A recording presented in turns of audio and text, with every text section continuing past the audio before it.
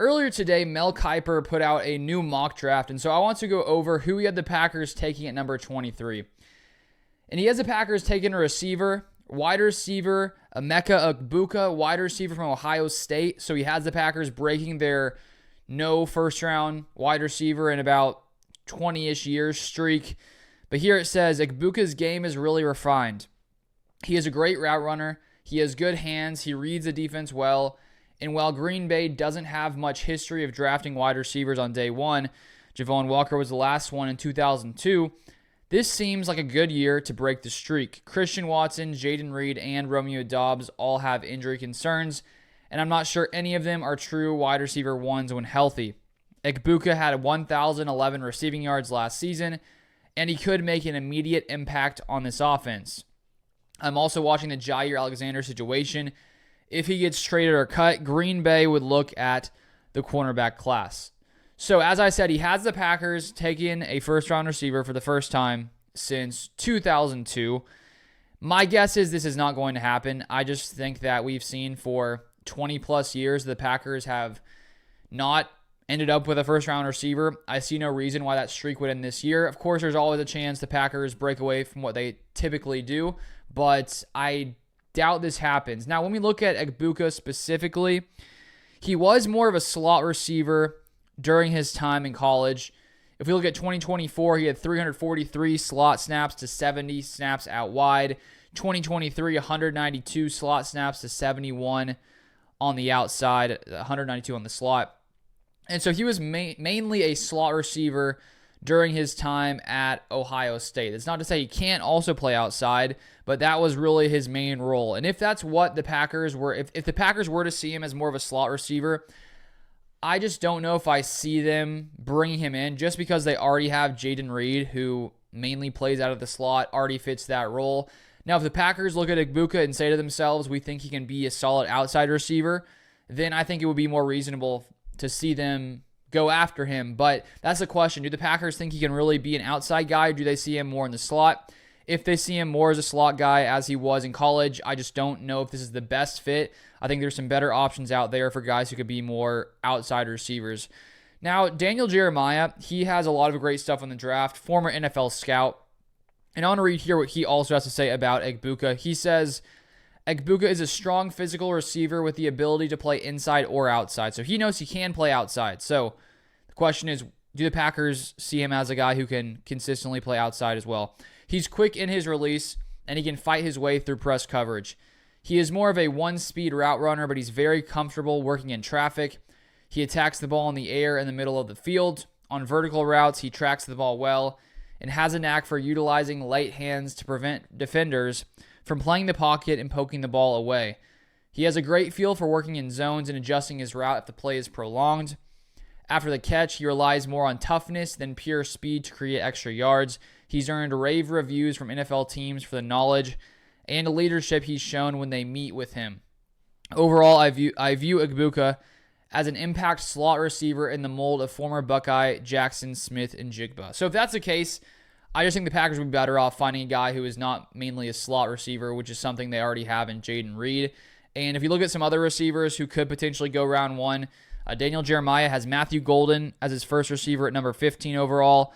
Tedero McMillan, 16 overall. Egbuka, 17 overall. And then Luther Burden in the end of the first round at number 31 overall. So personally, my thoughts at this current time is I would rather have a guy like Matthew Golden from Texas. He ran like a 4.2940. He's insanely quick. If you look at some of his snaps, he did play mainly outside in 2024, 376 snaps outside, 118 in the slot, 175 outside in 2023, 92 in the slot. And so Matthew Golden seems to me to be a better fit in Green Bay just because he has that speed the Packers could be missing with Christian Watson and his ACL injury. He's around 6 feet. Some have him as like 5'11".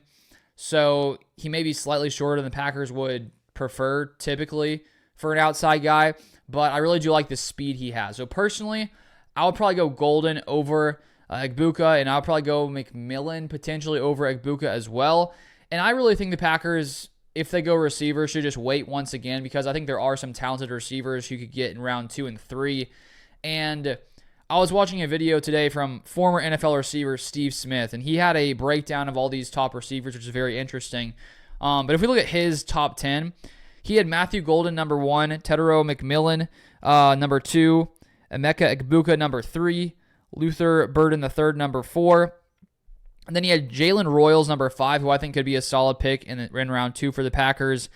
And another guy that he really likes, who I like as well, is Jaden Higgins, who is his 8th ranked overall receiver. And when he was talking about Higgins, he said in his mind that Higgins reminded him of Mike Evans. So I would just rather the Packers wait until round 2, just because I think the Packers team right now really needs an edge rusher. And so I would rather them go edge rusher or defensive tackle round 1, especially with TJ Slayton gone. I don't think they need to get a receiver in round 1. If they do, okay, I'll be fine. I mean, that'd be cool if they did that. But I don't think it's a necessity. So I just guess I don't see why the Packers would break away from what they typically do when they've done the same thing for years and years and years, consistently getting receivers outside of round 1. And I think looking ahead at this Packers receiver room, there are some questions for the future, just because with Christian Watson, he's entering his final year. He has the ACL injury. Is he going to be able to fully recover and come back and play at the same level in 2025 when he does return? There's a question there. And if he doesn't, the Packers could end up potentially moving on from him moving forward. Then you have Romeo Doubs as well, he's going to be in his final year of his contract. So there's just some uncertainty at receiver after 2025, just because Watson and Doubs currently are not under contract for the 2026 season. And so I do think drafting a receiver sometime in the first 3 rounds could be smart, just because it does give you a little bit more flexibility looking ahead, because if you get a guy round 2, you have him on a cheap rookie deal for 4 years. It gives you some more flexibility when it comes to the futures of Christian Watson and Romeo Doubs. And the Packers, this past year didn't really, do much at receiver. The year before, they get Jaden Reed, they get Tucker Kraft, Luke Musgrave. So years prior, they were loading up a receiver, and I think we're definitely going to see one drafted sometime this year, even though I doubt it happens in round 1. So all in all, I would say I'd rather Matthew Golden, McMillan over Egbuka, just because of his, mainly being a slot guy during his time in college. But if the Packers said, you know what, we think we can put him outside majority of the time, okay, then he could be a reasonable fit in Green Bay. So that's sort of the question. How do the Packers see him? What do they expect him to, what area do they expect him to excel at in the NFL and moving forward? But at the end of the day, I still think defensive line is a bigger need at the time being than receiver, but they do need some speed with Christian Watson dealing with his injury. But if you want more Packers content, feel free to subscribe down below. Appreciate you guys watching as always, and I'll see you guys next time.